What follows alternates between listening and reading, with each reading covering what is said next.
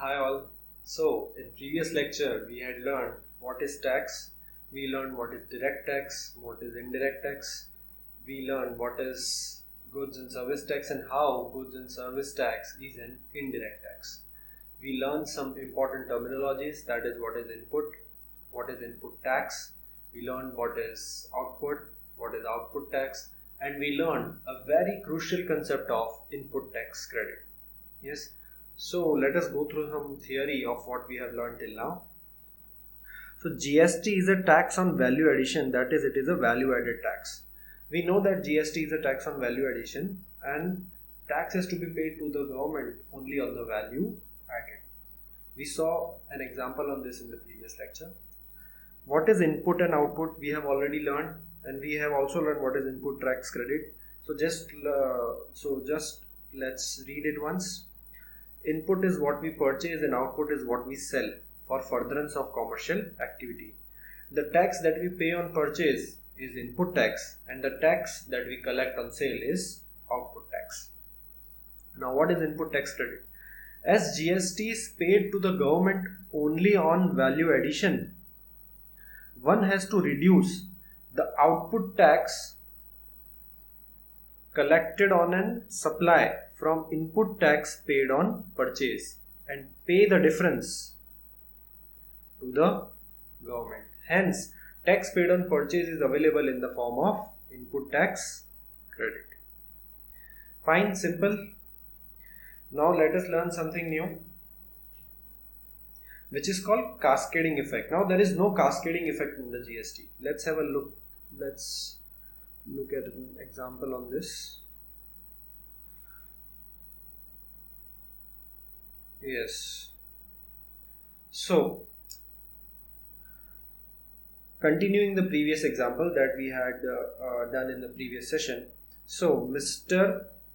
A, Mr. B, Mr. C. Yes. Purchase, sale. Purchase 1000, GST 10%. That is 100.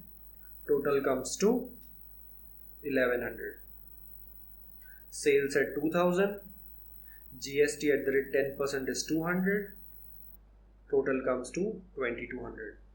Now the statement is GST does not have any cascading effect. There is no cascading effect in the GST. Meaning thereby, suppose मैंने जो अपने supplier को tax पे किया था 100, ठीक है, मैंने अपने बायर यानी मैंने जिसको गुड्स सेल किए थे उससे मैंने टैक्स कलेक्ट किया था 200. तो अगर मैं ये 200 का 200 पूरा गवर्नमेंट को पे कर दूं तो उसको बोलेंगे cascading effect. Friends, cascading effect को सिंपल टर्म्स में कहते हैं डबल टैक्सेशन. आप देखेंगे कि वैल्यू एडिशन हुआ है केवल 1000 रुपए का. फाइन, यहां मिस्टर बी 100 रुपए ऑलरेडी गवर्नमेंट को पे कर चुके हैं. मिस्टर बी ने मिस्टर ए को पे किया और मिस्टर ए ये 100 रुपए किसको पे करेंगे? गवर्नमेंट को. मिस्टर बी ने मिस्टर सी से 200 रुपए कलेक्ट किए और ये 200 रुपए मिस्टर बी को किसको पे करना है? गवर्नमेंट को. लेकिन क्या माइनस करके? इनपुट टैक्स क्रेडिट माइनस करके, क्योंकि ये 100 रुपए ऑलरेडी मिस्टर बी ने इनडायरेक्टली गवर्नमेंट को पे कर दिए. मतलब किसके थ्रू? मिस्टर ए के थ्रू. मिस्टर ए को 100 पे किए, मिस्टर ए 100 पे करेगा गवर्नमेंट को. मतलब मिस्टर बी ने इनडायरेक्टली किसको पे किया? गवर्नमेंट को पे किया. अब 100 रुपए जब मिस्टर बी ऑलरेडी इस 1000 रुपए पे पे कर चुके हैं और ये जो 2000 के गुड्स सेल किए उसमें ये 1000 रुपए इंक्लूडेड है, आप मानते हैं? वैल्यू एडिशन तो केवल 1000 का ही है. अगर 2000 पे पूरा 200 का टैक्स में पे कर दूं गवर्नमेंट को तो उसको क्या बोलेंगे? Double taxation. उसको बोलेंगे कास्केडिंग इफेक्ट. इस 2000 में ये 1000 रुपए इंक्लूडेड है. यस. इस 1000 रुपए पे क्या 100 रुपए टैक्स पे हो चुका है? यस. तो ये जो 2000 पे मैंने 200 कलेक्ट किया, क्या उसमें से मुझे ये 100 रुपए माइनस करने चाहिए? बिल्कुल करने चाहिए. क्यों? वो क्या है? वो है मेरा इनपुट टैक्स क्रेडिट. तो ये क्रेडिट माइनस करने के बाद जो बाकी का अमाउंट है वो मैं किसको पे करूंगा?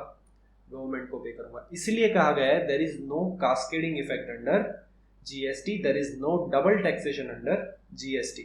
अगर मैं इनपुट टैक्स क्रेडिट नहीं ले पाता और ये 200 का 200 पूरा मुझे अगर गवर्नमेंट को पे करना पड़ता तो उसको हम क्या कहते हैं, डबल टैक्सेशन। बिकॉज यहाँ 2000 पे 200 टैक्स अलग लिया और इस 1000 पे 100 रुपए अलग लिया, जबकि इस 1000 पे 100 रुपए पहले ही पे हो चुका है और इस 2000 में से केवल वैल्यू एडिशन दैट इज 1000 पे ही हमें 10% पे करना था गवर्नमेंट को। समझ आ रहा है friends? So this is something which we call as cascading effect and there is no cascading effect under GST. Let's take one more example. Friends, GST से पहले कुछ और लॉज थे। मतलब जब जीएसटी नहीं लगता था तब लगता था, मैन्युफैक्चरिंग होता था तो उस पर लगता था एक्साइज, सर्विस प्रोवाइड करते थे तो लगता था service tax, sale of goods होता था तो लगता था वैट। ठीक है, अब इसमें होता क्या था, सपोज मिस्टर एक्स है, वो एक मैन्युफैक्चरर है।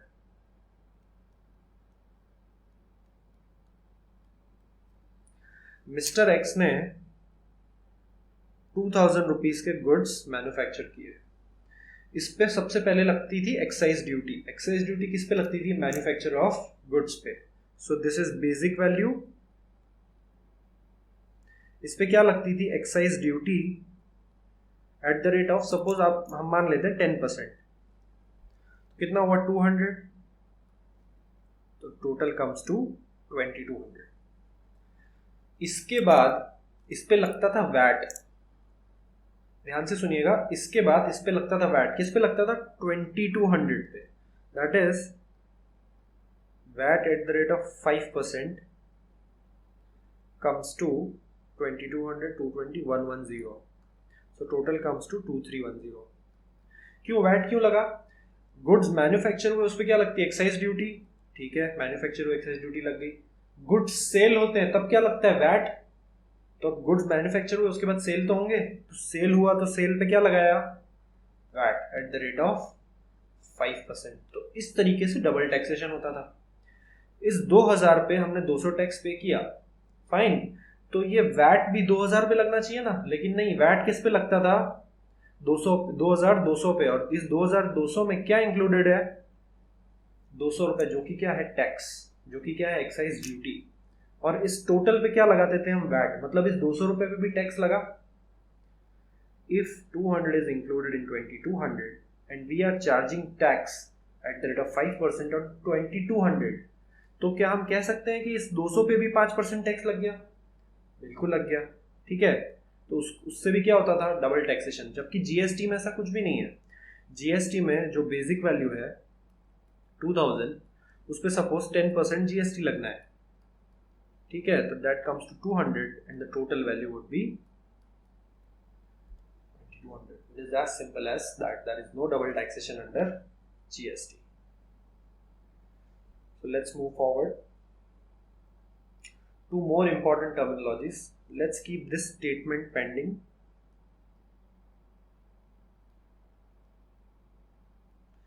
This we'll understand as and when we move forward to some other chapters. Yes.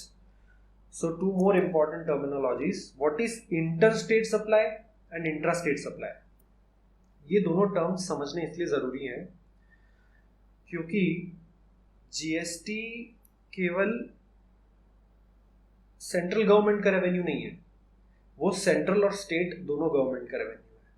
और ये जो कंसेप्ट है इंटरस्टेट और इंट्रास्टेट सप्लाई, ये हमें इनकम को सेंट्रल और स्टेट गवर्नमेंट में डिवाइड करने में हेल्प करता है। वो कैसे करता है वो हम आज ही के लेक्चर में सीखेंगे। So let us first learn what is interstate supply and intrastate supply.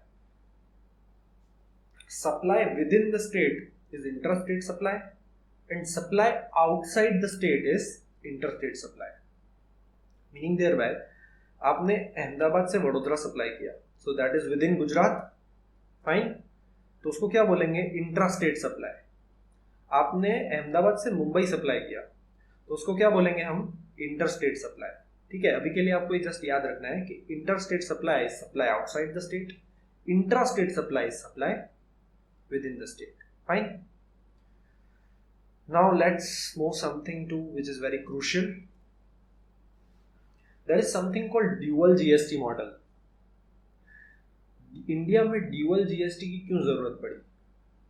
See, India has a federal structure, meaning thereby India has central governments and state governments, and both these governments has distinct responsibilities to fulfill. For example, central government has to take care of defense, communication, banking sector, yes, foreign affairs, whereas state government has responsibility of government schools, hospitals, roads, bridges, trade and commerce, that is what can be sold in a state and what cannot be sold in a state. Yes, that is in a state's power. So in order to fulfill their own responsibilities, central government को अपनी responsibilities fulfil करनी है, central government को अपनी responsibilities fulfil करनी है, state government को अपनी रिस्पॉन्सिबिलिटीज फुलफिल करनी है।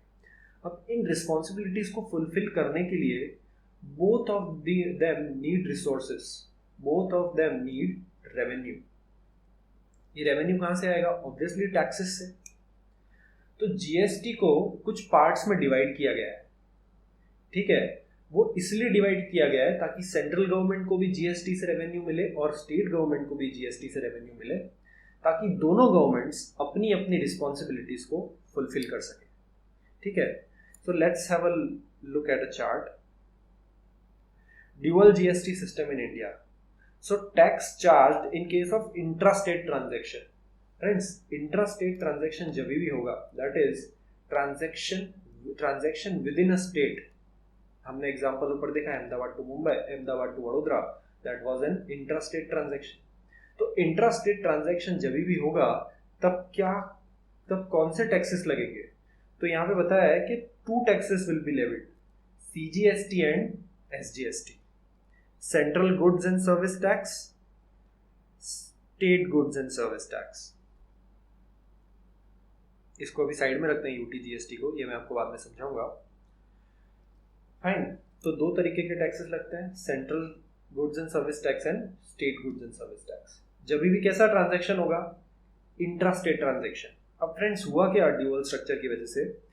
सीजीएसटी से किसको इनकम होगी? सेंट्रल गवर्नमेंट को, because it is central goods and service tax. SGST से किसको इनकम होगी?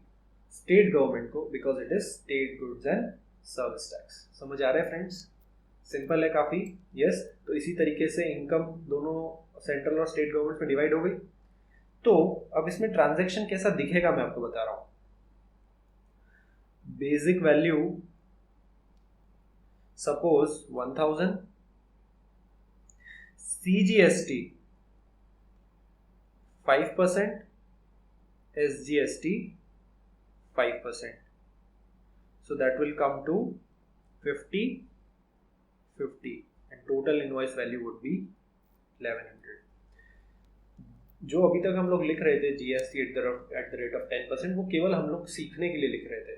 ये सीखने के लिए कि इनपुट टैक्स क्रेडिट का कंसेप्ट कैसे वर्क करता है, इनपुट क्या होता है, आउटपुट क्या होता है ना, कास्केडिंग इफेक्ट क्या होती है, कास्केडिंग इफेक्ट जीएसटी में है या नहीं है, ठीक है ना। तो ये सब कंसेप्ट्स पढ़ने के लिए अभी तक हम सीख रहे थे, GST at the rate 10% direct लगा रहे थे। लेकिन अब जो भी रेट है वो रेट 2 पार्ट में डिवाइड होगा। इन case of intra state transaction with in the state के केस में रेट 2 पार्ट्स में डिवाइड होगा, that is CGST and SGST. Is that clear? Yes, okay. Now tax charge in case of interstate transaction. Interstate transaction में क्या लगेगा? तो कहा गया है कि इंटरस्टेट ट्रांजैक्शन में लगेगा IGST. IGST means integrated goods and service tax, और ये कौन लगाएगा? Central government. ये टैक्स कौन लगाएगा? सेंट्रल गवर्नमेंट लगाएगी। और जिस स्टेट में गुड्स कंज्यूम हुए हैं, सपोज मैंने गुड्स सेल किए अहमदाबाद टू मुंबई, तो गुड्स कहाँ कंज्यूम हुए? मुंबई। तो जिस स्टेट में गुड्स कंज्यूम हुए हैं उस स्टेट की इनकम होगी। GST is a consumption based tax, and जो इनकम होगी वो कंजम्पशन स्टेट की होगी। मतलब अगर गुड्स अहमदाबाद से मुंबई गए तो कंज्यूम कहाँ हुए? मुंबई में। मतलब इनकम किसकी हुई? महाराष्ट्र गवर्नमेंट की। तो रेवेन्यू किसको मिलेगा? महाराष्ट्र गवर्नमेंट को। ऑब्वियसली टैक्स महाराष्ट्र गवर्नमेंट को मिलेगा, लेकिन कौन देगा? सेंट्रल गवर्नमेंट देगी। कैसे? आईजीएसटी के फॉर्म में। Let's take an example. Basic value 1000, IGST मतलब इंटरस्टेट ट्रांजैक्शन है, अहमदाबाद टू मुंबई 100 से 10%, तो कितना होगा टोटल 1100। अब इसमें जो टैक्स का पोर्शन है 100, वो 50% जाएगा सेंट्रल गवर्नमेंट के पास और 50% जाएगा महाराष्ट्र गवर्नमेंट के पास।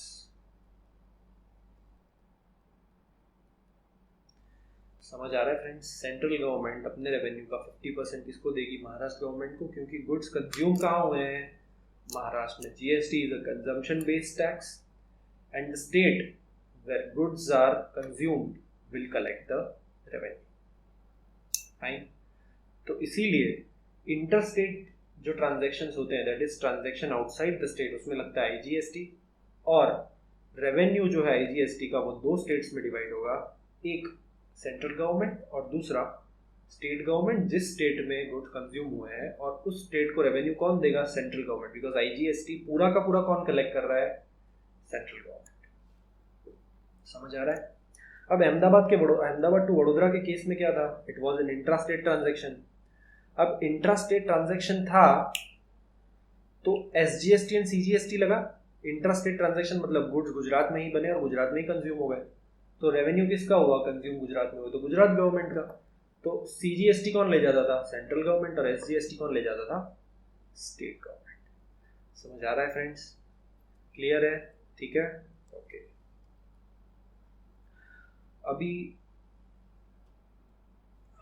there is an important note over here. IGST is a sum total of CGST and SGST, meaning thereby अगर कहीं लिखा है कि इस गुड्स पे 18% टैक्स लगेगा या इस सर्विस पे 18% टैक्स लगेगा, तो अगर इंटरस्टेट ट्रांजैक्शन है तो आप लगाएंगे IGST 18%। लेकिन अगर इंट्रास्टेट ट्रांजैक्शन है तो आप क्या करेंगे? आप 18% को दो पार्ट्स में डिवाइड कर देंगे, that is 9% and 9%। Intrastate transaction है तो 18 को दो पार्ट्स में डिवाइड करेंगे, 9% सीजीएसटी, 9% एसजीएसटी, और इंटरस्टेट ट्रांजैक्शन है तो जो रेट है वही लगा देंगे हम IGST at the rate of 18%। समझ आया फ्रेंड्स? सिंपल है। यस। नाउ अगर ट्रांजैक्शन किसी यूनियन टेरिटरी में हो रहा है, यूनियन टेरिटरी के अंदर, suppose Delhi is a union territory, Andaman Nicobar is a union territory, Lakshadweep is a union territory, fine. So अब यूनियन टेरिटरी के केस में होता क्या है? सीजीएसटी एंड यूटीजीएसटी लगता है, लेकिन there is an exception. So the exception is, okay, let's have an example on this first.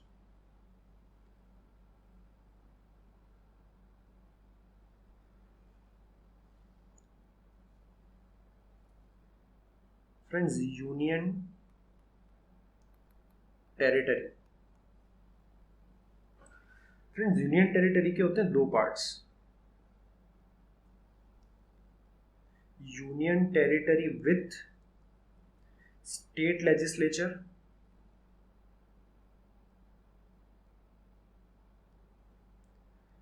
Union territory without state legislature.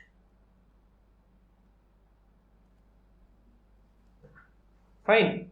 So union territory with state legislature का मतलब होता है it has its own state government. Union territory without state legislature का मतलब होता है it is governed by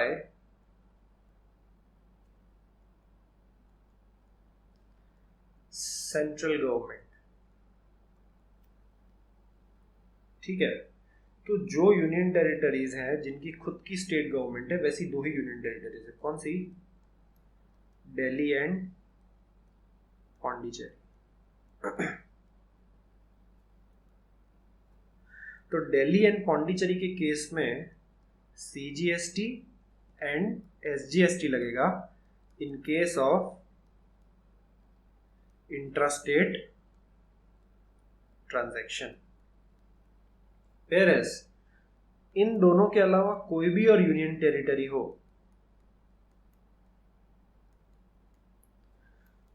तो दो कौन से टैक्सेस लगेंगे, CGST एंड UTGST।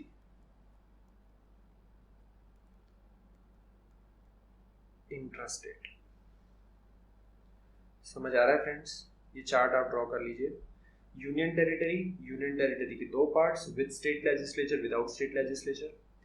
जो स्टेट लेजिस्लेचर वाली होती है, it is governed by its own state government, where is the union territories without state legislature are governed by its own, are governed by central government. Fine. और जो central government से govern होती है union territories, उसमें दो taxes लगते हैं। कौन से? CGST and UTGST। UTGST का मतलब होता है union territory goods and service tax. और जिनके खुद के स्टेट लेजिस्लेचर है वहां पे क्या लगेगा, CGST एंड SGST। फाइन। समझ आ रहा है फ्रेंड्स? क्लियर है? UTGST कौन कलेक्ट करता है? UTGST भी सेंट्रल गवर्नमेंट ही कलेक्ट करती है। अच्छा, तो CGST भी अगर सेंट्रल गवर्नमेंट ही कलेक्ट कर रही है, UTGST भी सेंट्रल गवर्नमेंट ही कलेक्ट कर रही है, तो दोनों को अलग अलग रख के मतलब क्या है? सोच रहे हो आप लोग? अगर दोनों टैक्सेस सेंट्रल गवर्नमेंट ही कलेक्ट कर रही है तो UTGST को अलग से कलेक्ट करने की जरूरत क्या है? पैसा तो सेंट्रल गवर्नमेंट के पास ही जा रहा है ना। लेकिन फ्रेंड्स आप सोचिए, अगर टैक्स आया 50 रुपये, 50 रुपये, फाइन, 1000 रुपये का ट्रांजेक्शन है, 5% CGST, 5% UTGST, तो central government will come to know that अगर 50 रुपये आप अलग से UTGST के अकाउंट में रखोगे तो central government will have a data, उनके पास इंफॉर्मेशन होगी कि उनके पास UTGST में खर्च करने के लिए कितना फंड्स है जो UTGST ने खुद ने कमाया है। मतलब UTGST में जो गुड्स कंज्यूम हुए, उस गुड्स से जो रेवेन्यू जनरेट हुआ UTGST में पब्लिक सर्विसेज प्रोवाइड करने के लिए, वो कितना फंड है उसका अलग से डेटा रहेगा गवर्नमेंट के पास। इसीलिए गवर्नमेंट CGST और UTGST को अलग अलग लगाती है। समझ आ रहा है फ्रेंड्स? क्लियर है? Yes. So let's move forward.